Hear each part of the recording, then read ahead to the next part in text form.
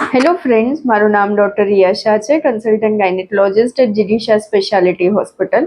શિયાળામાં પ્રેગ્નન્સી ટાઈમે શું કાળજી રાખવી જોઈએ, આપણે આજે એની ચર્ચા કરીશું.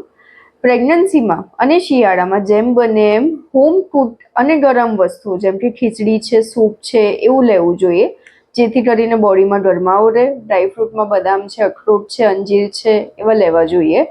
ફ્રૂટ્સમાં સિટ્રસી અને સિઝનલ ફ્રૂટ્સ જેમ કે ઓરેન્જ છે, એપલ છે, આંબળા છે, એવું લેવું જોઈએ જે આપણી બોડીને ઇમ્યુનિટી પ્રોવાઈડ કરે. શિયાળામાં તરસ નથી લાગતી હોતી, પણ જરૂરી છે કે પ્રેગ્નન્સી દરમિયાન આપણે એટલીસ્ટ 2 થી 3 લીટર જેટલું લિક્વિડ ડાયટ લઈએ 24 કલાકમાં. સ્કિન કેરમાં આપણે ડ્રાયનેસ અવોઇડ કરવા માટે એક માઇલ્ડ મોઇશ્ચરાઇઝર અપ્લાય કરીએ હાથે અને પગે. ફેસ પર આપણે સનસ્ક્રીન લગાડવાનું ના ભૂલીએ.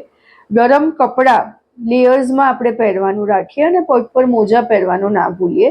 જ્યારે બહાર વધારે ઠંડક હોય, જેમ કે અર્લી મોર્નિંગ અને લેટ નાઇટ, ત્યારે આપણે બહાર જવાનું અવોઇડ કરીએ. ફ્લૂ વેક્સિન કરીને વેક્સિન આવતી હોય છે, જો તમારા ગાયનેકોલોજિસ્ટ સજેસ્ટ કરે તો આપણે એ પણ લઈ શકીએ પ્રેગ્નન્સી દરમિયાન. પ્રેગ્નન્સીમાં આપણી ઇમ્યુનિટી ઓછી થઈ જતી હોય છે, એટલે આપણને કોઈ બી ઇન્ફેક્શન કે કોઈ બી તાવ લાગવાના ચાન્સીસ વધારે હોય, એટલે જેમને શરદી ખાંસી હોય એમની જોડે આપણે ક્લોઝ કોન્ટેક્ટ અવોઇડ કરીએ. આના સિવાય કે પ્રેગ્નન્સી રિલેટેડ તમને બીજા કોઈ બી ડાઉટ્સ હોય તો તમે કમેન્ટ સેક્શનમાં જણાવી શકો છો. Thank you.